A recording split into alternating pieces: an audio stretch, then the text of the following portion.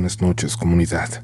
Gracias por estar aquí, por dejarnos entrar a sus dispositivos y estar dispuestos a entrar en el mundo de relatos de la noche. Un mundo donde todo es posible y que está muy muy cerca de ti, mucho más de lo que te atreves a creer. Si crees en las brujas, por ejemplo, si te da miedo ese tema, este episodio puede resultar algo fuerte para ti. Te recomendamos mucha discreción y no sugestionarte por lo que escucharás a continuación. Si no es un tema que te resulte particularmente aterrador, no te preocupes, no pasa nada. Aunque, como siempre, te recuerdo que esos que no creen, esos que van por la vida diciendo que nada de esto existe, la mayoría de las veces terminan siendo protagonistas de su propia historia de horror. Así que ha llegado la hora. Déjate llevar.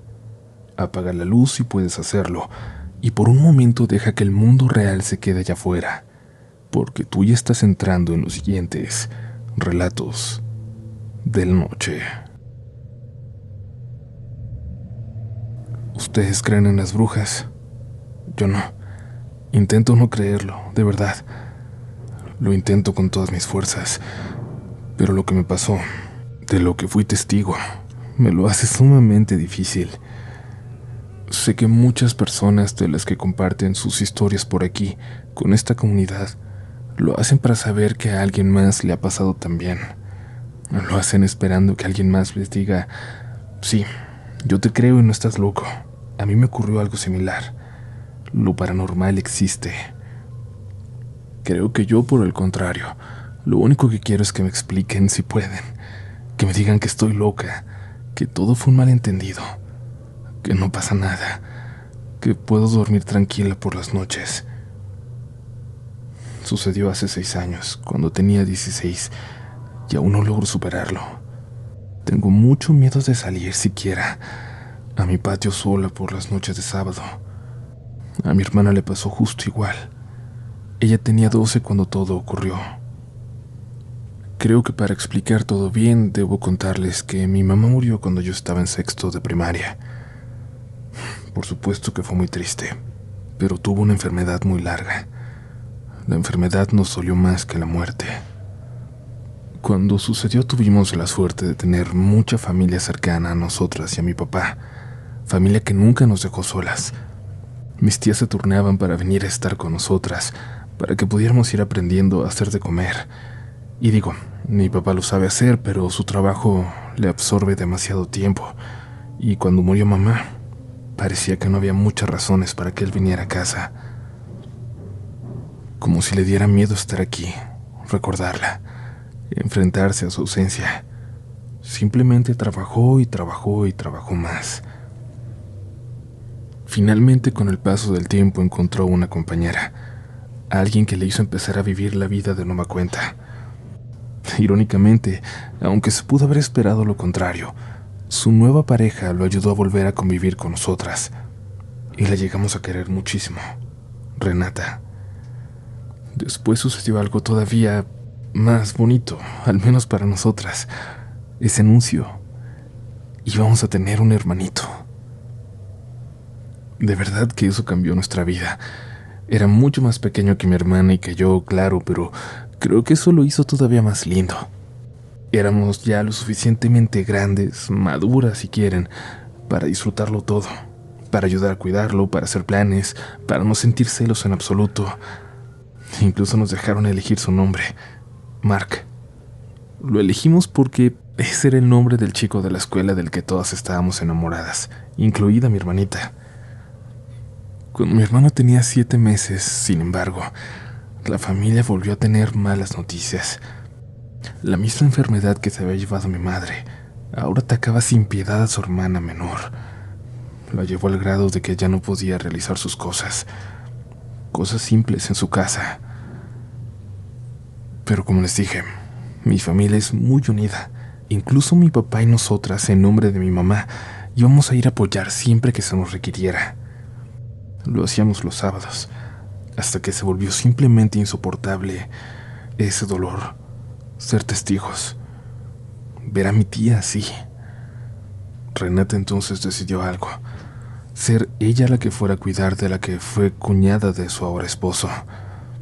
Era raro, puede serlo, sí, pero la familia de mi mamá la llevó a apreciar mucho, y como tenía algunos conocimientos de enfermería, parecía ser la persona ideal, al menos mucho más que nosotras.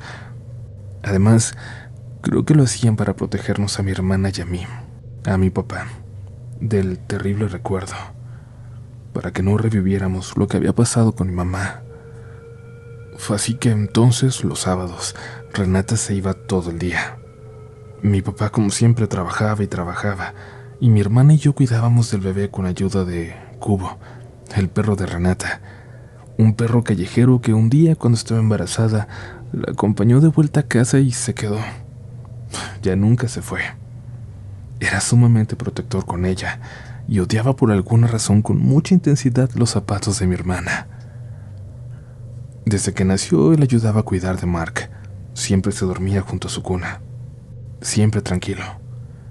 Hasta una de esas noches, cuando estando solas, algo de pronto me llamó la atención. Mi hermana estaba en el comedor, donde se acomodaba para leer. El bebé estaba dormido en el cuarto de mi papá y de Renata, donde tenía su cuna. El perro, con él como siempre. Pero algo muy extraño se sintió de repente. Lo puedo jurar. Fue como si un silencio hubiera rodeado la casa de pronto, como si se hubiera metido en ella, y ya no se escuchara absolutamente nada. Los sonidos de la calle, los sonidos dentro, nada, ni siquiera el sonido ambiente. Yo me levanté del sillón donde estaba sentada. Me puse de pie mirando hacia todos lados. No sé cómo explicarlo. No pasaba nada, pero yo sentía algo muy malo. Fue tan claro que mi hermana se acercó hacia mí y me preguntó si yo también podía sentirlo. Le dije que sí, y fuimos instintivamente por mi hermano. Cuando entramos al cuarto, lo que vimos nos dio mucho miedo. Cubo estaba mirando hacia una esquina en el techo de la habitación. Solo estaba parado, en posición de alerta, con su cola estirada como la ponía cuando estaba a punto de ladrar enojado. Estaba justo entre la cuna y eso que parecía ver, como si estuviera protegiendo. Mi hermana corrió para tomar al bebé. Cubo no dejaba de ver hacia el techo. Yo volteaba hacia allá, hacia esa esquina, y sentía algo. No se veía nada, pero se sentía algo. Algo que me hacía no poder sostener la vista, bajarla, no mirar hacia allá. Como pude, lo saqué también de la habitación. Nos fuimos todos a la sala y ahí nos quedamos hasta que llegó mi papá. Nos llevó a cenar hamburguesas fuera. Le pedimos que nos llevara a un lugar donde dejaban entrar a Cubo, y es que no lo queríamos dejar. No solo, no esa noche. Después pasamos por Renata a casa de mi tía. Mi papá no nos dejó entrar a verla. Esperamos en el carro. Supongo que por ese momento olvidamos ese sentimiento extraño que habíamos tenido en la casa. Era fácil hacerlo porque no lo entendíamos, porque no sabíamos explicarlo, pero el sábado siguiente continuaría. Cubo se salía al patio todas las noches. Aunque tenía una camita adentro, había días en los que rascaba la puerta para salir y se acostaba debajo de un árbol cerca de la entrada, como si recordara sus tiempos de vivir en la calle. Ese sábado amaneció mal. Parecía que algo le dolía. No se levantaba.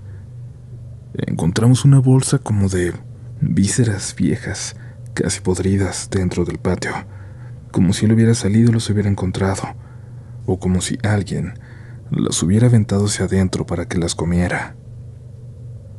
Lo llevaron al veterinario, que pudo ser que sacara casi todo.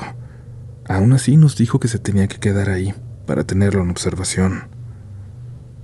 Pasaron a dejarnos a casa a mis hermanos y a mí, y luego mi papá fue a llevar a Renata a casa de mi tía, para él irse a trabajar. Cuando llegamos a la casa, se acercó una de las vecinas y nos preguntó por Cubo. Le dijimos lo que había pasado y solo nos dijo que lo cuidáramos mucho, que no nos lo fueran a envenenar. Nos dijo que había visto algo en la madrugada, antes de que dieran las 4, cuando ella salía a despedir a su esposo antes de irse a trabajar, Ellos siempre se levantaban así de temprano.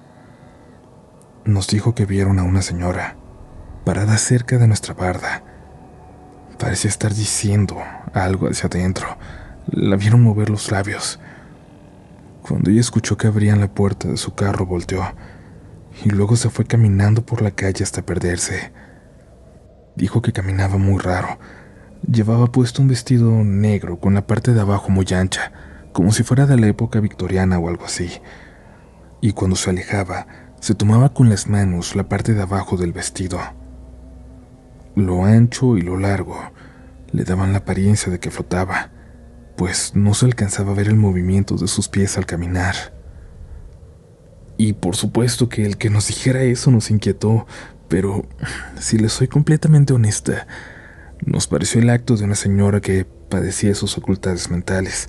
No lo relacionamos para nada con lo que había ocurrido el sábado anterior. No había ninguna razón para hacerlo.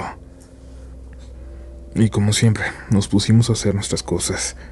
Creo que los sábados, a pesar de que cuidábamos a mi hermano, se habían vuelto los días en los que cada quien se concentraba en lo suyo, ya sea para hacer tarea, que nunca hacíamos los domingos, o si los teníamos libres, ponernos a leer o ver series que teníamos pendientes. Yo me acomodé en la sala con el bebé. Mi hermana estaba en el sillón de enfrente leyendo, mientras yo estaba buscando algo para ver en la televisión. No sé en qué momento me quedé dormida. Nunca solía dormir siestas, pero esa tarde me dormí casi sin darme cuenta. Me dormí profundamente. Mi hermana luego me contó que al verme así apagó la televisión, dejó al niño en su cuna con la puerta abierta y se fue a leer en el comedor. No sé cuánto tiempo habrá pasado. El llanto de mi hermano se metió en mis sueños, poco a poco. Estaba soñando cosas terribles. Soñaba con una sombra negra que se metía al cuarto donde estaba, que bailaba alrededor de él y que yo no podía hacer nada. Pero en el sueño yo estaba acostada muy lejos de ahí, de la casa. Estaba en la banca de un parque al que mi papá nos llevaba cuando éramos chiquitas, cuando vivíamos en otro lugar. Yo tenía mucho miedo, y fue ahí cuando me di cuenta de que era un sueño. Pero a los segundos eso me hizo saber algo peor. Sí, lo que yo estaba viendo era un sueño, pero el llanto era real. Estaba allá afuera, pero yo no podía despertarme. Me forcé. No recuerdo cómo lo logré, pero me forcé, moviéndome poco a poco hasta que caí del sillón. Me di cuenta de que estaba en mi sala. El llanto del niño venía del cuarto y al levantarme le grité a mi hermana que por qué no iba a revisarlo. Ella levantó la vista de su libro, sorprendida, preguntándome qué estaba pasando, y mientras yo corría al cuarto, le decía que el bebé estaba llorando. Corrió detrás de mí diciéndome que no lo había escuchado, que hasta ese preciso momento no lo había escuchado llorar. La puerta estaba cerrada. Tuve miedo de que no se abriera, de que estuviera seguro, de que alguien estuviera dentro con él, pero gracias al cielo no fue así.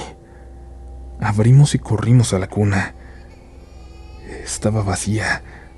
El llanto seguía presente y empezamos a buscar por todos lados, hasta que nos dimos cuenta que parecía venir de esa esquina a la que veía Cubo el sábado pasado, a la que no nos atrevíamos a ver.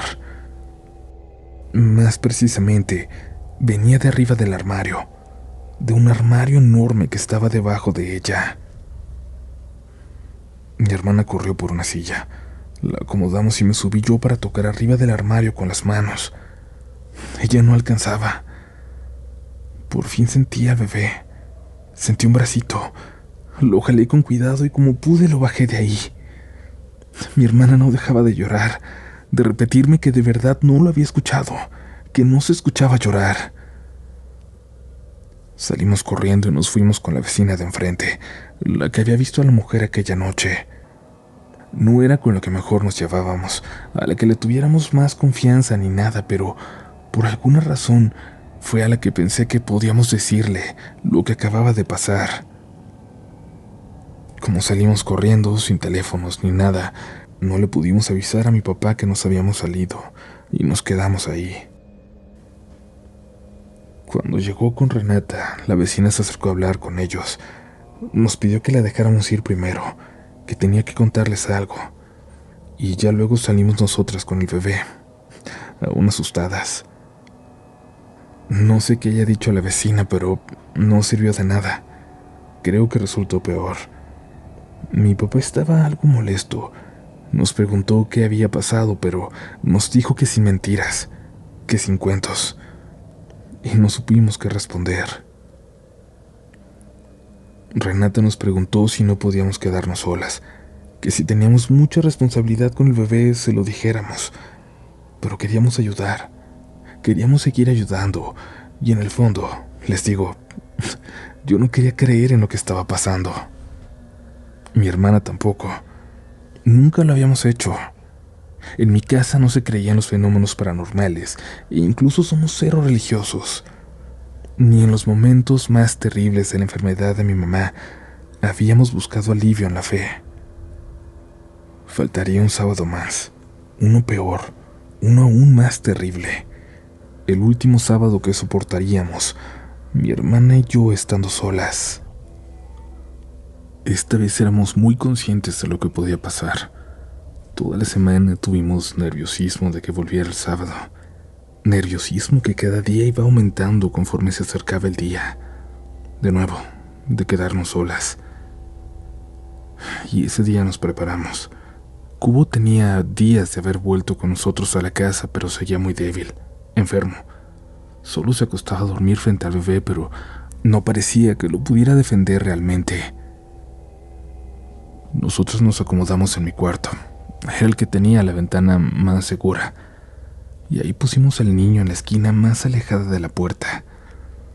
Pasamos toda la tarde así. Comimos incluso ahí dentro. Cuando llegó mi papá sentimos algo de tranquilidad por fin. Llegó temprano y parecía que el momento amargo había pasado. Se puso a hacernos algo de cenar. Le preguntamos por Renata y dijo que se había quedado con mi tía, que había tenido un muy mal día, que parecía que podía ser de los últimos. Llegó más gente allá, más familia con ella, pero Renata le dijo que se quedaría ahí un rato más, que más tarde alguien la llevaría a casa, que no pasara por allá. Creo que ella quería quedarse por sus conocimientos de enfermería. Creía que podía ayudar. Después de cenar, mi papá tomó al bebé y se fue para la sala. Cubo lo siguió, apenas caminando el pobre, y se acostó al lado del sillón. Mi hermana y yo queríamos descansar. Ella se fue para su cuarto y yo al mío. Ya era tarde. Sentía que el día casi había acabado. Me preparaba para ir a dormir cuando algo me sobresaltó. Escuché que mi hermana salió corriendo de su cuarto. Cubo estaba ladrando como desesperado en la puerta de la casa y mi papá por alguna razón le abrió. El perro salió disparado llorando y ladrando con enojo, y de alguna forma, lastimándose y todo, salió por entre las rejas, donde nunca me imaginé que cabría, y así escapó por la calle. Mi papá estaba muy sorprendido. Gritó que iría corriendo a buscarlo, que cuidáramos al bebé, y yo sabía que tenía que ir en mi bicicleta y ayudar, o Cubo se perdería para siempre, o llegaría a alguna de las dos avenidas cerca de casa y ahí seguramente lo iban a atropellar. Le dije a mi hermana que se encerrara con el niño, que no le abriera a nadie, y salí corriendo también para buscar al perro. Alcancé a mi papá en la bicicleta. Luego cada quien tomó un rumbo, pues ninguno había visto hacia dónde corrió Cubo. Busqué como desesperada. Di una y una vuelta más. Me di cuenta que había salido sin teléfono cuando me toqué la bolsa trasera del pantalón, donde siempre lo acomodo. Por reflejo había intentado sacarlo para llamar a mi papá, para preguntar si lo había visto, pero no lo llevaba. Y entonces caí en cuenta de que algo nos había sacado de la casa. Algo le había hecho algo al perro. Mi hermanita, el bebé, se habían quedado solos. Perdóname, Cubo, pensé, y me apresuré para volver a casa. Pedaleé con todas mis fuerzas hasta que ya no podía más. Al acercarme, al ir llegando, me asustó mucho ver gente en la calle afuera, un pequeño grupo de personas. Me di cuenta que era mi papá, que estaba llegando. La vecina estaba ahí también. Mi hermana, Renata, estaba nerviosa con el bebé en los brazos, acompañada de mi tía Aura, la esposa del hermano mayor de mi mamá. Ella la había llevado a casa. Especialmente mi hermana y la vecina estaban completamente pálidas, y me acerqué a ellas. Quería que me explicaran qué había ocurrido, y sentí que eran las únicas que lo sabrían en verdad, las únicas que me lo dirían. La vecina me dijo lo que vio, desde antes de que mi papá llegara. Algo que no se atrevía a decir por cómo habían tomado lo que les intentó contar la semana anterior. Dijo que había una mujer en el techo de nuestra casa. Ella estaba casi segura de que se trataba de la misma mujer de negro que había visto afuera la madrugada que Cubo enfermó. Dijo que no quiso decirle a mi papá y no sabía cómo avisarnos a nosotras, así que lo único que pudo hacer fue seguir al pendiente, ver si se movía, si se bajaba, si hacía algo. Lo cierto es que ella también era sumamente respetuosa de estos temas. Ella le tenía muchísimo miedo a estas mujeres, a las brujas. Después de un rato vio salir corriendo al perro. Lo vio salir despavorido hacia la calle y sabía que algo muy malo estaba sucediendo.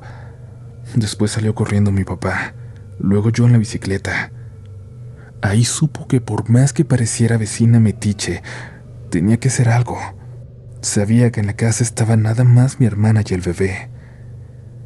Lo más extraño fue que al acercarse, al llegar a mi casa, vio al bebé dormido, acostado en la puerta de la entrada. Mi hermana gritaba por él adentro, buscándolo. Lo tomó rápidamente y le gritó a mi hermana que ya lo tenía, que estaba en sus brazos. Ella estaba casi enfrente, pero no lo podía ver, y en cuanto levantó al bebé empezó a llorar. Las dos salieron corriendo y por fortuna, en eso iba llegando Renata. Se bajó muy asustada del carro y tomó al bebé.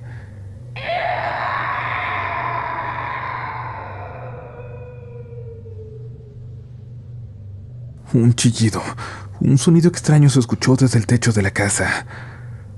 Ahí, las cuatro alcanzaron a ver una figura de negro, a una mujer, o su silueta, con ojos brillantes. Una mujer que pronto se escondió y se perdió de vista, como si se hubiera aventado hacia la parte de atrás de la casa, pero nadie se atrevió a ir a revisar. Mi hermana no tiene muchos recuerdos de ese momento, solo que yo le dije que tomara el bebé, pero no pudo encontrarlo por ninguna parte. Ella no lo puso ahí. Renata empezó a pasar cada vez más tiempo en casa de su mamá, con mi hermano. Le aterraba la idea de que aquella mujer regresara. Mi papá insistía en que eran creencias de gente ignorante nada más. Cubo ya no volvió. Con el tiempo tampoco Renata, ni mi hermanito. Los vemos poco. Es difícil convivir con él siendo un niño, pero intentamos estar cada que mi papá lo ve. Estamos otra vez solos los tres, pero acompañándonos entre nosotros, compartiendo nuestra soledad. Que yo sepa, no han bautizado a mi hermano, a pesar de todo de lo que aconsejan. Casi 2 años después, visitando a una amiga en una colonia cercana, encontramos a Cubo en una casita, jugando con una niña. Era obvio que ahora vivía ahí, que era feliz. Nos acercamos un poco y nos reconoció. Se acercó a nosotros con mucho gusto, moviendo la colita, pero luego la niña lo llamó, y él volvió a ella, poniéndose entre la pequeña y nosotras, entre la pequeña y la calle. Entendimos que ahora le estaba protegiendo. Esa siempre ha sido la misión de Cubo. Por eso no dijimos nada, por eso lo dejamos ahí, aunque nos gusta pasar de vez en cuando para verlo, para darle un premio de esos que tanto le gustaban. Lamentablemente, no podemos olvidar aquellas noches en que nos visitó aquella mujer en el techo. De vez en cuando, siempre en los sábados, cuando ya nos fuimos a dormir, si ponemos atención aún la podemos escuchar, como si siguiera buscando. Supongo que es mejor que esté aquí arriba en esta casa. Supongo que es mejor que no sepa a dónde se llevaron a Mark.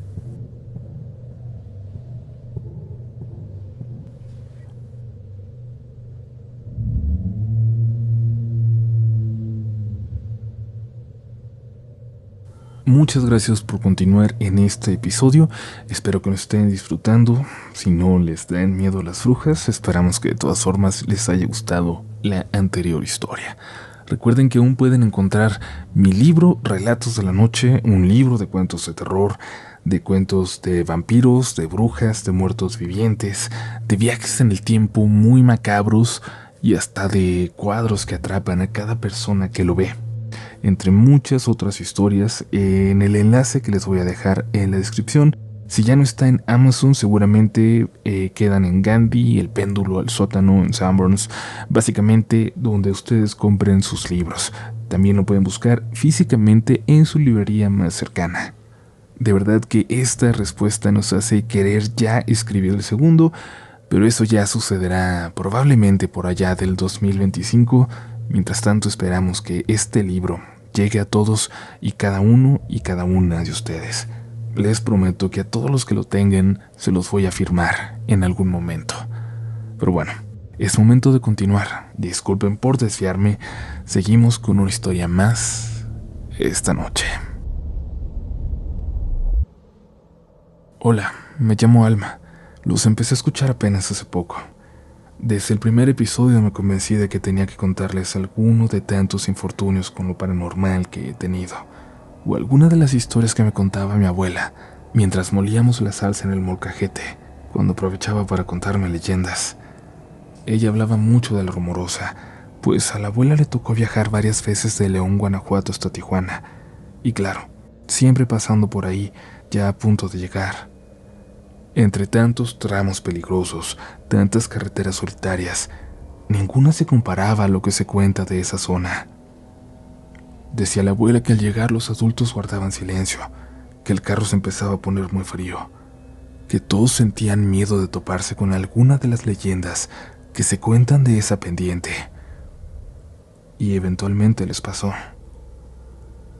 De entre todo lo que se cuenta ahí, quizás lo más aterrador es la mujer que aparece pidiendo aventón. Esa que si la pierdes de vista se te sube al carro y de pronto la ves en el asiento del copiloto o por el retrovisor.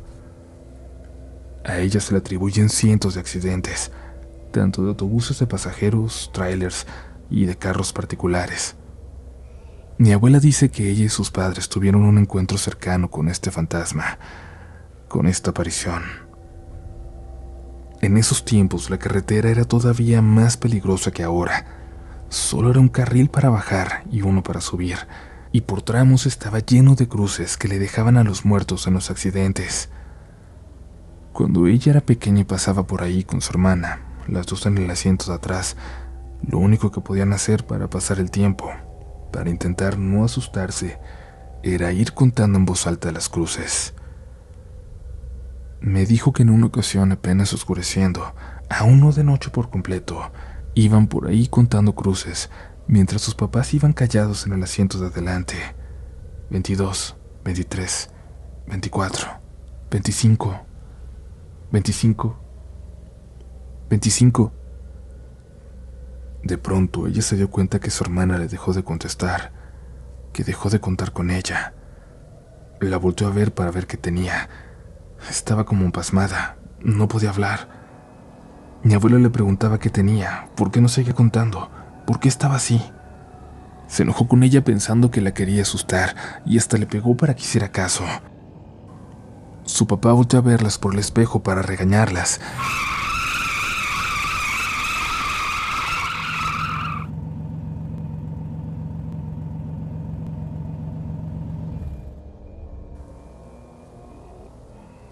Alcanzó a frenar. Su hermana regresó en sí con un grito que parecía porque estuvieron a punto de irse por el barranco, como tantos otros desafortunados. Su papá se bajó y abrazó a su hermana. Las revisó a las dos. Todo parecía estar bien. La hermana no dejaba de llorar y finalmente dijo por qué. Dijo que cuando iba contando cruces, de pronto, detrás de una de ellas, estaba una mujer parada, viendo al carro pasar, viéndola directamente a ella. Sabía que no era normal porque la mujer estaba completamente bañada en sangre. Su papá la abrazó, la intentó calmar y luego siguió manejando para salir rápidamente de la rumorosa. Cuando por fin llegaron a Tecate, pararon para descansar un momento. Ahí el papá de la abuela le dijo algo a su mamá, algo que las niñas no sabrían por mucho tiempo. Le dijo que cuando la abuela le pegó a su hermana y él volteó a verlas, las vio a las dos llenas de sangre, con las caritas desfiguradas, como si hubieran estado en un accidente terrible. En ese momento la mamá de la abuela no le creyó a su esposo por completo, hasta que tiempo después le contaron que eso sí pasaba. Le contaron de la mujer ensangrentada, que causa tantos accidentes ahí, que sigue cobrando vidas en venganza, porque a ella le quitaron la vida, precisamente en ese lugar.